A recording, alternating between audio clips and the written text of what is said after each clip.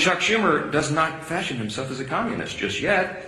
So he's got to show a fight to these people. That's what this is about. I'm not playing his game, Manu. I cannot go in and say, oh, gee, Chuck, what can I offer you? You know what? Maybe we'll just send $10 billion overseas to LGBTQ plus, initiatives in, the Horn of Africa or Malaysia or wherever you want to do that. No, we're not wasting taxpayers' dollars. Today, we'd be remiss if we did not make some remarks about the extraordinary historic moment, or many moments, that happened yesterday in Israel. The world's eyes are still fixed on Israel, where President Trump is welcoming home now the last of the hostages who've endured 2 years in Hamas captivity. I thought it was remarkable. I saw a video last night of one of the released hostages who made the point that as soon as the election was held in November in the United States, Hamas began to treat him and his fellow hostages much better. They fed them better, they respected them more, they changed the tone of how they treated them, they no longer spit upon them. As he said in his own words, elections have consequences. And he said or implied that the Hamas was counting on Kamala Harris to win and not President Donald J. Trump. But thankfully for the whole world, that didn't happen. And this is an historic moment. It deserves enormous credit and recognition on the world stage. It's truly, truly historic. For generations, we have aspired to peace in the Middle East, everyone around the world, and now President Trump has delivered it. I'm going to make an announcement today. It's the announcement in the U.S. that was made in the Knesset yesterday. I'm proud to tell you that together with my friend Speaker Ohana of the Israeli Knesset, the equivalent of our Congress, we're going to embark upon a project together to rally speakers and presidents of parliaments around the world so that we will jointly nominate President Donald J. Trump for next year's Nobel Peace Prize. No one has ever deserved that prize more, and that is an objective fact. As Speaker Ohana said before the Knesset yesterday, quote, whoever saves one life, it is though he has saved an entire world. That's what some of the rabbis there would say, some of the sages he noted would say. It's an indisputable fact that no president has undertaken the work of saving lives and pursuing peace with such determination and with such remarkable success as President Trump. And under his leadership, we are witnessing the dawn of a new golden age, not just for America, but for the entire free world. The world is changed by these actions and strong leadership. American strength is good for free people around the world, as we say always, and peace through strength is maintained. There will be more to share on this in the weeks ahead, but today marks the start of this effort that we'll embark upon together, this joint parliamentary project, and I'm honored to do it alongside our ally and my counterpart in Israel in leading that effort. Welcome to day 14 of the Democrat government shutdown. It's 2 weeks of Democrats in Congress inflicting untold pain on the American people for nothing other than pure politics, as we've explained at this podium every day of the shutdown. Today, Senate Democrats will have their 8th chance to end this mess by passing our clean, nonpartisan continuing resolution, the government funding bill that would end all of this immediately. Over 3 weeks ago, the House passed that bill, and you all know the details of it. It is completely clean. There are no policy changes, no partisan riders, no gimmicks or tricks at all. All it does is keep the lights on at the current funding levels for a few extra weeks while we complete the normal appropriations process. Now compare that to the Democrats' counterproposal. They're demanding $1.5 trillion in new spending paid for by American taxpayers. And I want you to be specific. I want us to be specific. I want you to know what that counterproposal includes, because we've not yet gone into all the details of it, because it's large and very absurd. But here's some of the highlights of this. It would reverse common sense reforms that Republicans made in the Working Families Tax Cut that keep illegal aliens off taxpayer-funded health care. This is a fact. Page 57, section 2141 of their counterproposal, as we've been posting everywhere. And it would, they would add the illegal aliens, non-citizens, back to taxpayer-funded benefits. It would cost taxpayers nearly $200 billion. They would also remove a very reasonable and modest work requirement that we put on able-bodied young men with no dependents. As we've said, they should not be riding the wagon and taking Medicaid. That is intended for vulnerable populations, the elderly, disabled, and young pregnant women, for example, and not young able-bodied men without dependents who are playing video games. We put that into the law because it's common sense. Their counterproposal would reverse that. So taxpayers would be funding them again. They would make in their counterproposal permanent COVID-era Obamacare subsidies without any income caps or any other reforms at all. They would make that permanent. That would cost taxpayers an estimated $358 billion. They would take away the $50 billion that we put into the law to support rural hospitals. They would remove that. And they would send $500 million to liberal news outlets by refunding the Corporation for Public Broadcasting.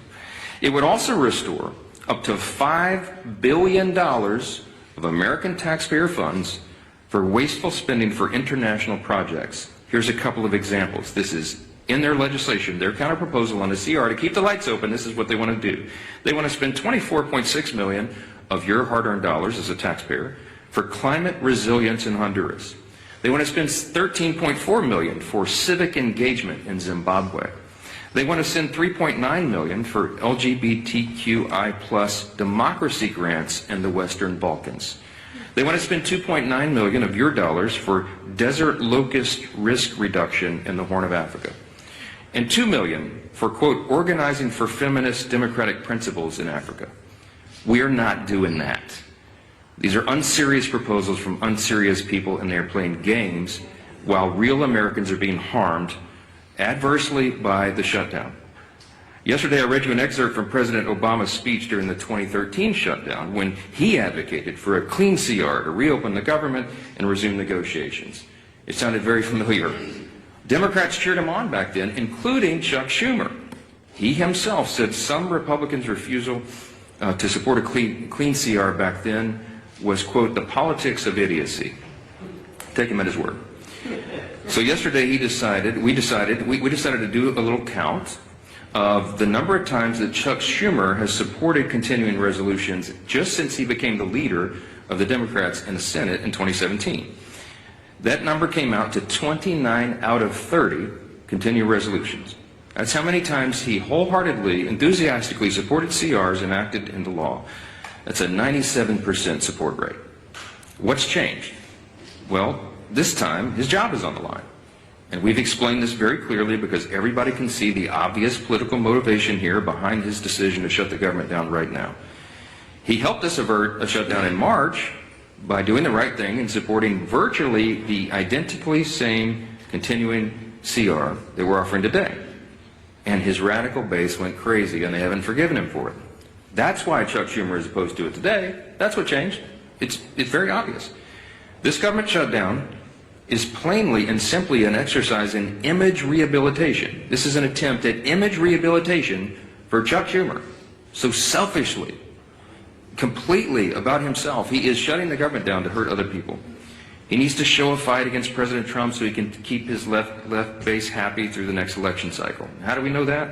Well, his record shows the obvious truth about it. Again, look at the numbers. Chuck Schumer supported CRs to help avert a government shutdown 29 out of 30 times as leader of his party. And he emphatically supported every single CR enacted into law since 2017, except for one. And of course, you won't have to do much research to figure out who was in the White House during that time.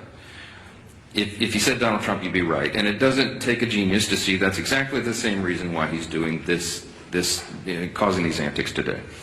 So what you'll also notice about the CRs is that they become routine. It's the routine thing to do around here. It's Washington's bad habit. And a CR was meant to be a temporary measure, is meant and designed to just keep the government open and funded for the people while Congress finishes its work on a final budget. And that's not happened in a long time. CRs have become too common. It's the status quo. It's not the way the founders intended for this process to work. The appropriations process was envisioned to be an exercise in good stewardship. They wanted the members of Congress to have open, transparent, bipartisan, line-by-line debate so that we could spend the people's money wisely. And that's precisely what Republicans are so eager to return to and what we have achieved. We are pushing that boulder uphill, as I've said, and for the first time since 2019, both chambers, House and Senate, have made real progress towards that stewardship goal. But we just need a little more time to finish it. That's the only thing the House passed CR does. It's a clean, short-term, nonpartisan continuance of funding so that that process can work out.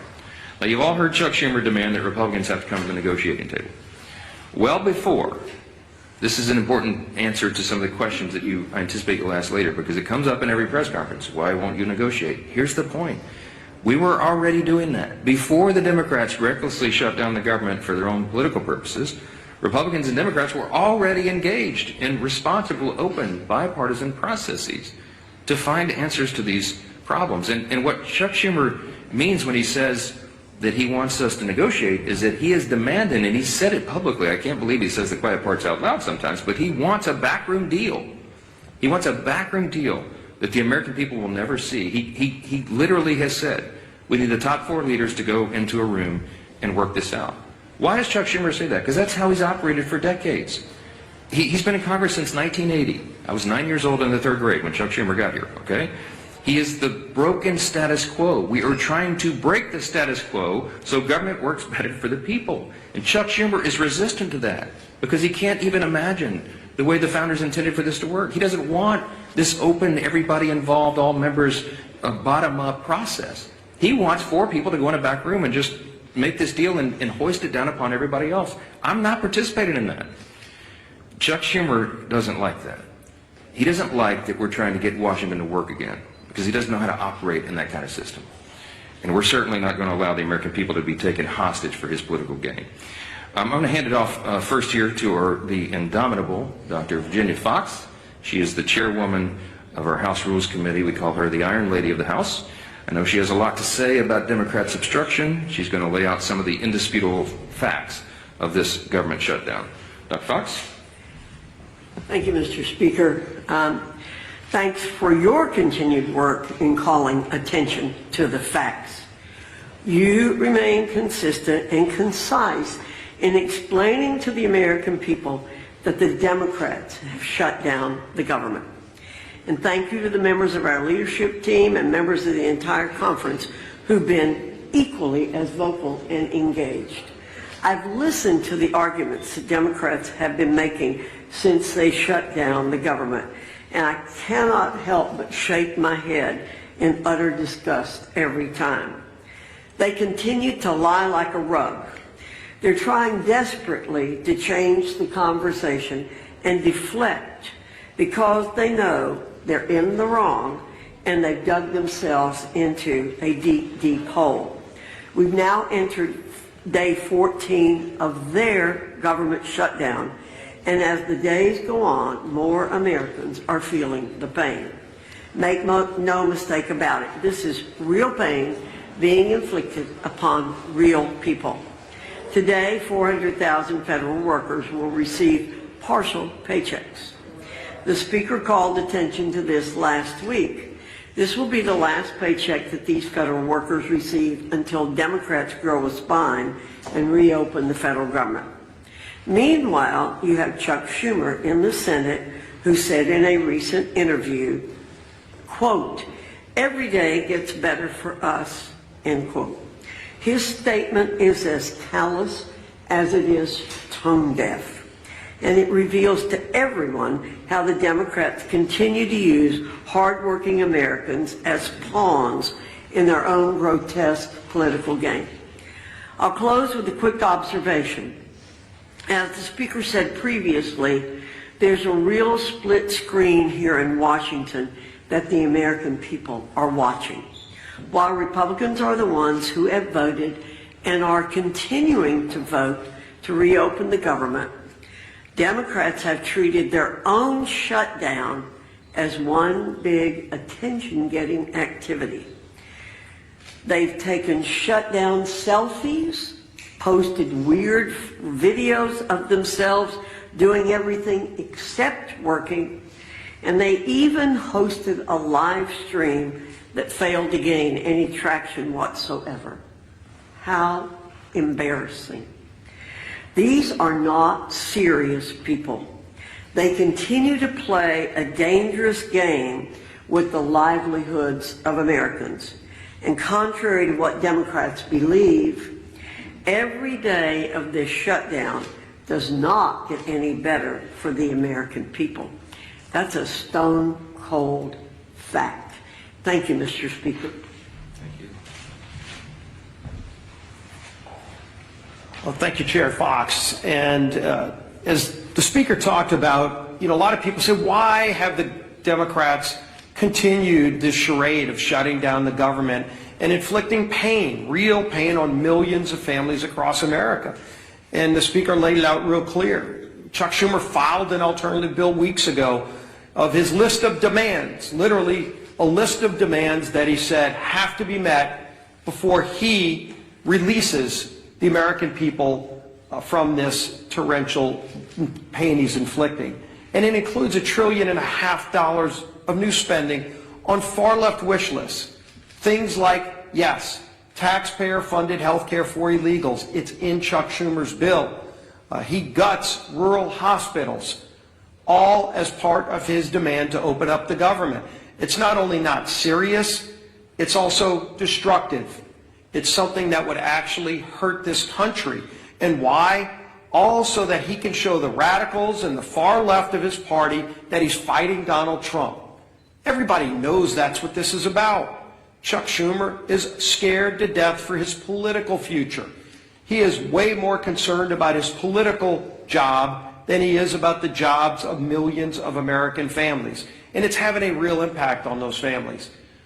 Today, as has been pointed out, day 14 of the government shutdown that Chuck Schumer imposed on the country, and it is the day where checks would normally be starting to be processed for all of the government workers, many of whom will not get a paycheck because of Chuck Schumer's shutdown. You're already starting to see flight delays, families trying to go visit a relative, maybe go see one of their family members get married, go on a family vacation. They're not able to do that because of Chuck Schumer's shutdown. Our men and women in uniform at risk of losing their pay. And I will credit Donald Trump for a lot of things, but if you look, President Trump has not sat by and just waited for Chuck Schumer to get over his tantrum. President Trump has continued to do his job for the American people. And thank God, because the world is a safer place with President Trump at the helm. We saw that yesterday. What an historic day.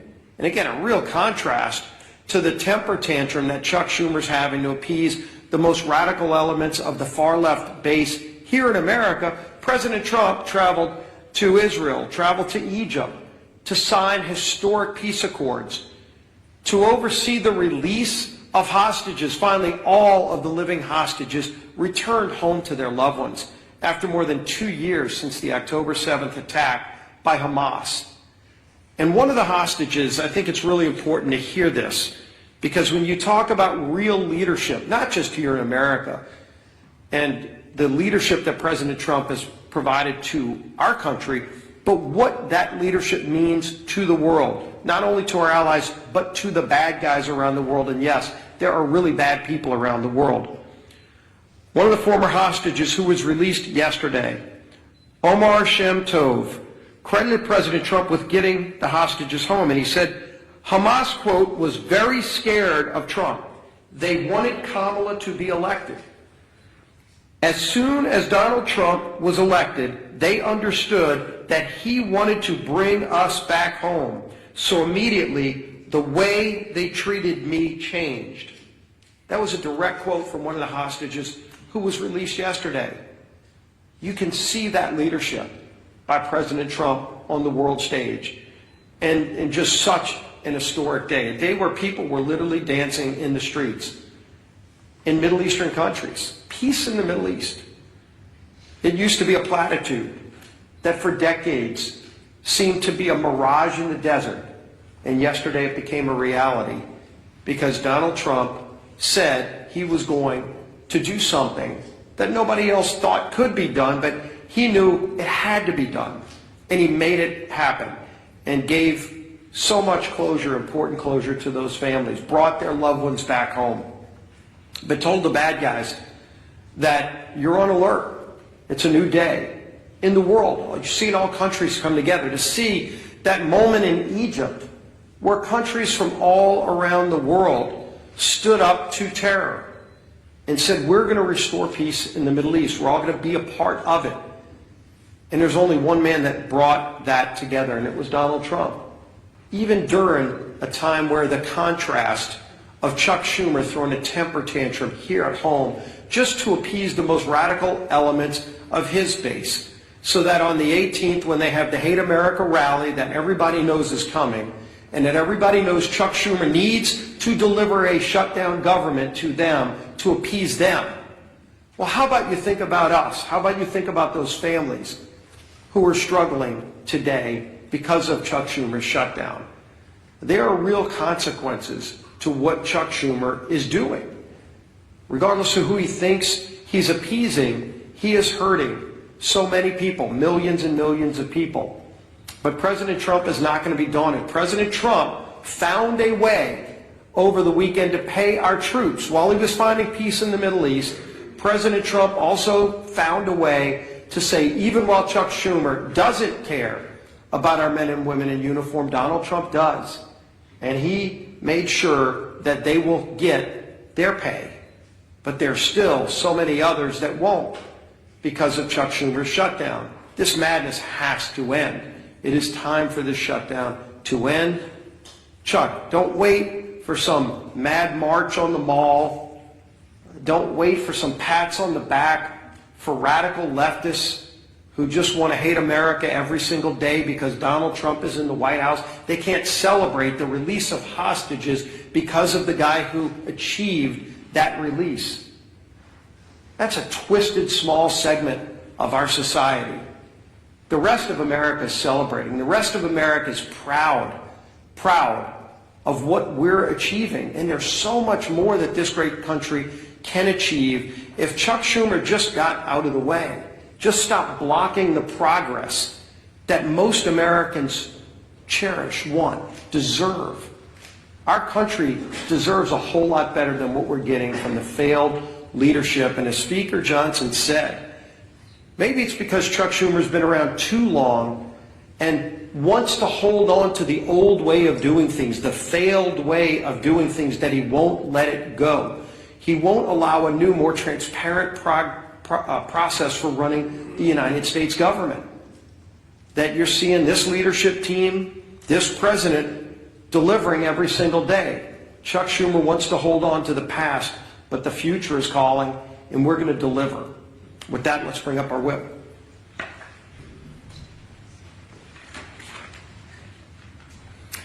As the Speaker noted, today should be a day of celebration. President Trump achieved a historic peace deal in the Middle East. The last living hostages held in captivity by Hamas have been returned with their families, reunited with their families. Yet, we're all here today marking day 14 of the Democrat shutdown. And to make matters even worse, if the Democrats had things their way, this would also mark the first week that our troops would not receive their paychecks. But thanks to the leadership of our Commander-in-Chief, President Trump, members of the military and their families will not be used as pawns in Chuck Schumer's shutdown game. Come tomorrow, our troops will get paid. But the consequences of the Democrat shutdown are real. And unfortunately, they're only just getting started. OMB has already been forced to lay off its first round of federal workers. It doesn't have to be this way. Chuck Schumer, if you open the government today, this would end. If the Democrat shutdown continues, though, more Americans won't see a paycheck at the end of this month. Benefits like SNAP will be put at risk. Airports will be flooded with flight cancellations and delays amid the busiest time to travel all year. And the list goes on and on. Why? Because Chuck Schumer and the Democrats would rather cater to the pro-terrorist wing of their party than to reopen our government. We've said it from this podium, it feels like 1,000,000 times, and we'll say it again. Republicans have done our job. We have a nonpartisan clean CR ready in the Senate to be sent to President Trump's desk immediately, tonight, if they will pass it. We only need 5 Senate Democrats to break ranks with Chuck Schumer, vote for the same CR that they supported just 6 months ago, and reopen the government for the people they were elected to serve. But they have refused to do so 7 times and counting. And each time that they do, hardworking Americans are forced to pay the price. Our message to Senate Democrats today is the same message we've been saying since September 19th. Stop the political games, pass our clean CR, and reopen the government today. With that, I turn it over to our conference chair, Lisa McClain. Well, good morning, everybody. Thank you for being here. And like my leadership team behind me said, it is a glorious day. Think of what happened yesterday. Just imagine for one moment you are a family member of one of the 20 hostages that were released. I mean, think of how that had to make you feel. We all watched it on TV, right? Joy, exuberation. I mean, there were tears of joy. There was relief. There was peace. And that was done because of our president, Donald Trump, put politics aside and said, I am going to stand up for the people. And he brought peace in the Middle East. He talked about it, yes, but yesterday he did it. And actions speak louder than words. He said enough of the political games, and I'm actually going to do what's right. Now compare and contrast that to what's going on today. Chuck Schumer and the Democrats are putting politics over people.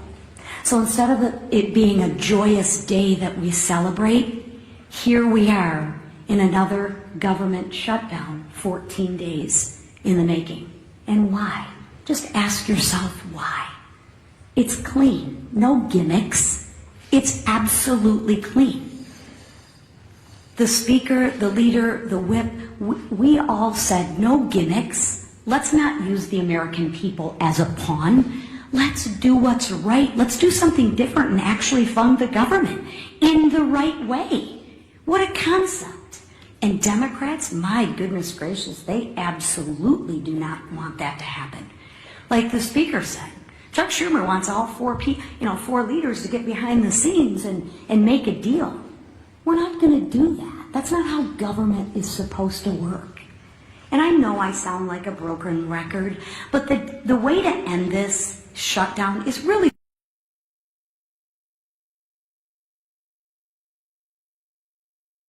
the Republicans voted to keep the government open.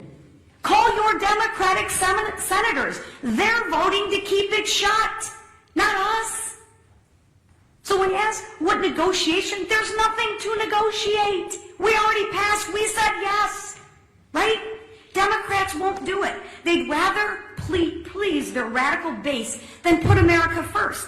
Listen, I'm grateful to President Trump for finding a way to keep milk flowing to moms and babies through the WIC and paychecks going to our troops. Yes, I'm happy, but that's not going to last forever, right? So there again, he's even putting people over politics. I mean, come on.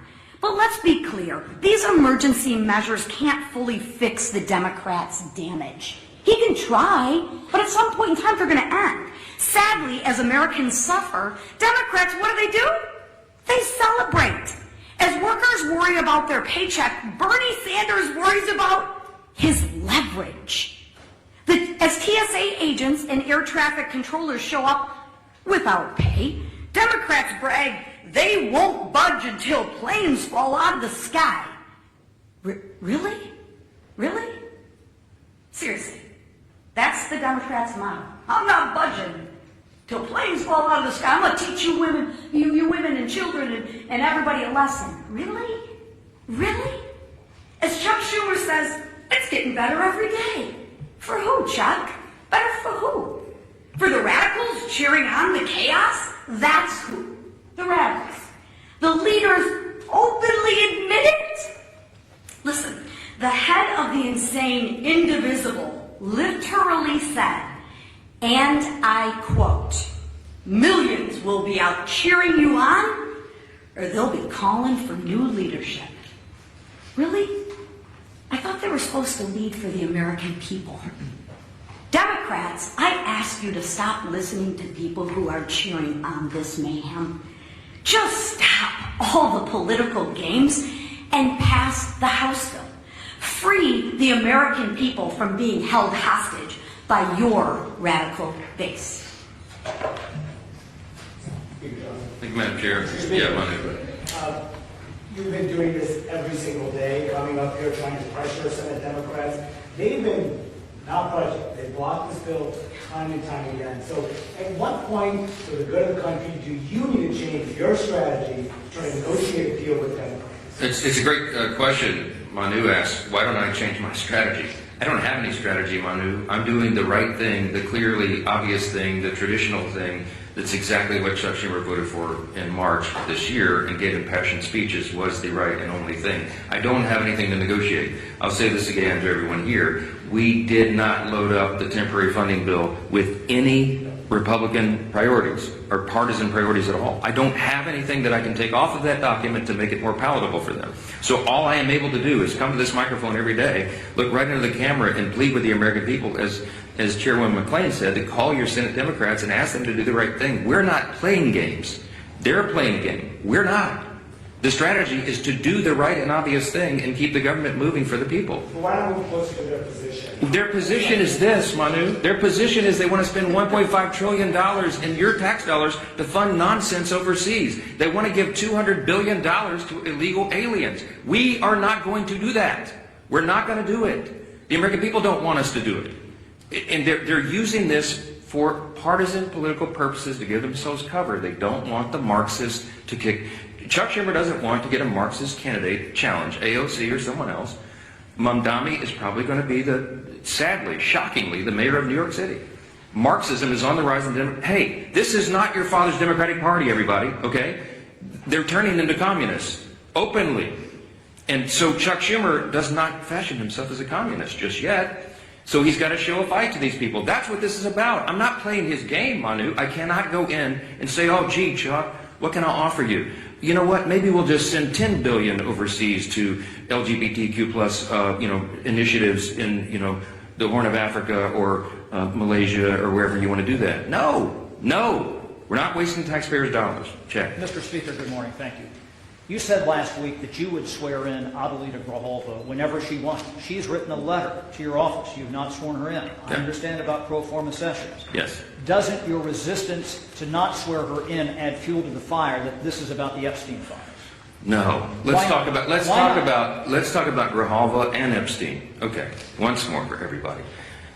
Everybody in Congress, I think, is for maximum transparency of the Epstein files. That is underway right now. Let me point out before I go forward further, all of the files were in the possession of the Biden-Harris Department of Justice for 4 years. Every single thing that we're talking about right now was in their sole possession. They could have released it. They could have done anything. Ro Khanna, all the Democrats who are jumping up and down making noise about this, didn't say a peep about it for 4 years. I don't know why, but this is another partisan manufactured thing. Is it a serious problem? Yes. I've sat with the victims. Some of the ladies who bravely have come forward and talked about the horrors that they sustained because of traffickers on Epstein Island and all the things he was involved in. Everybody involved in that should have the full weight of justice descend upon their head. And we're all for that. We want every single person who had anything to do with that to be exposed. But there's as many as 1,000 victims estimated. That's what the victims said. There may be 1,000 women who were made to suffer these unspeakable harms because of this. Many of them were underage at the time. They have not all chosen to come forward like some of these other brave women have for obvious reasons. And we have to make sure that when the files are released, their names are redacted so they don't suffer further harm. We have a duty and a responsibility. You can't just wave a wand and just, open the floodgates. You have to make sure that the victims don't suffer additional harms. That's all we've said. Let's make sure it's done the right way. That's underway, by the way. The House Oversight Committee asked the Democrats and Republicans on that committee who are working on that vigorously. As I said, some of the biggest, bulldogs in Congress are on that committee. And they're all joined together in a bipartisan fashion, digging through and releasing documents. 34,000 documents so far and more on the way. In fact, as I noted a couple of days ago, the attorneys for the House Oversight Committee during the shutdown are still doing work. They were in New York City combing through the Epstein estate files. By the way, that was never even mentioned or anticipated in the discharge petition, for those of you who are following all the details of this. So more is coming out. We're for all of it coming out as soon as possible. The only thing we want to make sure of is that the innocent victims are protected, and I think we have a responsibility to do that. With regard to Grijalva, our dear friend from Louisiana, Julia Letba, won a special election back in 2021. It was in March, as I remember. Speaker Pelosi took 25 days to administer the oath of office to her. Now, no Democrats, jumped up and down and screamed about that, nor do I recall any Republicans, because everybody understood this is the process of the House. You do it as soon as you're able to do it. Ms. Grijalva won her election, and credit to her. She's going to fill her father's seat. I congratulate her. We're happy for her to serve. I'm going to be happy to administer the oath to her, as I am to every member who wins who is duly elected to this body. It's a great honor. But she won her election after the House was out of session. So we've not had a full session. She deserves to have all the pomp and circumstance that everybody else does. She deserves to have a full House of members and go down and do the speech and have her family and friends in the balcony. That hasn't been scheduled because we haven't had that session yet. As soon as Chuck Schumer opens the government, as soon as Mark Kelly and Senator Gallegos, the two senators from Arizona, Ms. Grijalva's state, will go and join with 3 others and open the government, we're happy. We'll have that as soon as we get back to business. But we have to get back to business. They have to open the government. I don't know how else I can answer that question. Yes, sir.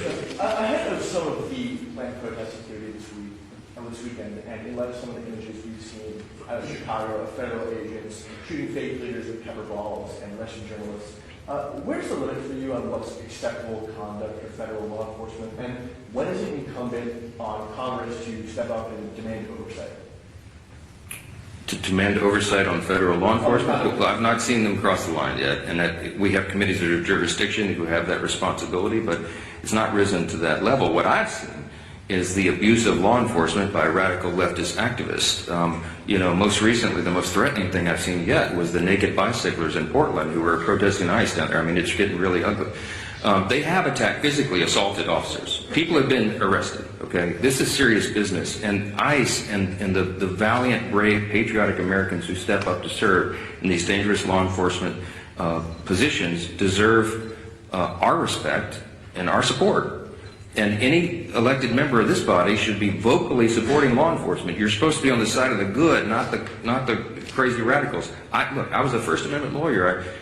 I understand. I was a religious liberty defense lawyer. I understand free speech. We vigorously protect the right to free speech, but you cannot assault law enforcement officers. And there is a line that has to be maintained.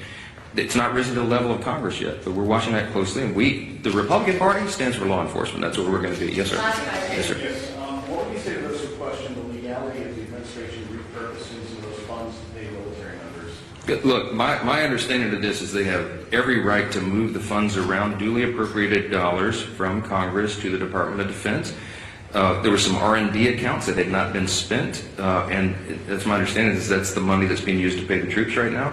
If the Democrats want to go to court and challenge troops being paid, bring it, okay? I'm grateful for a commander-in-chief who understands the priorities of the country, the necessity of national defense, and the urgency that we all feel and have voted for 8 times. Republicans have voted in Congress 8 times now between House and Senate to fund the troops and pay federal workers in all these essential jobs and agencies, because we understand the necessity of that. Meanwhile, the Democrats voted 8 times to block their paychecks. I'm grateful we have a president who is willing to step up and do the right thing. Thank you all so much.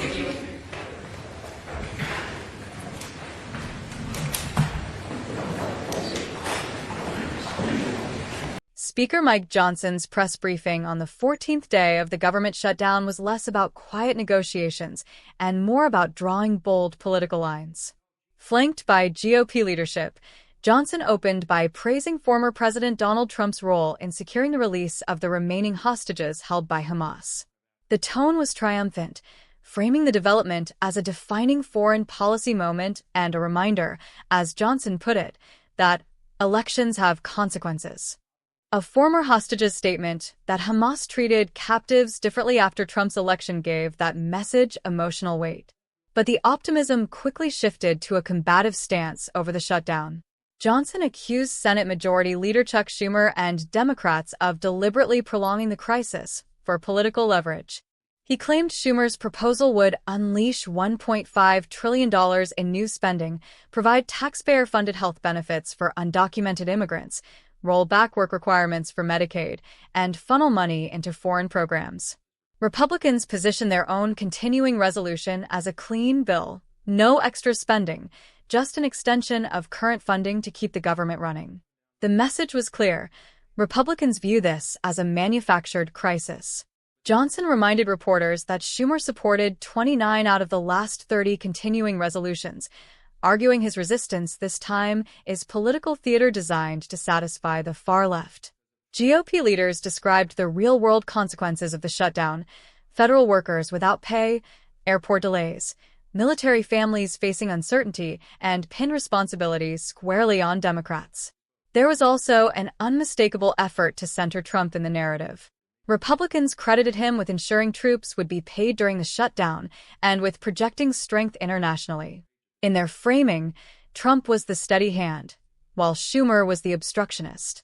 Johnson rejected any suggestion of compromise, insisting that if the Senate passed their clean CR, the shutdown would end immediately.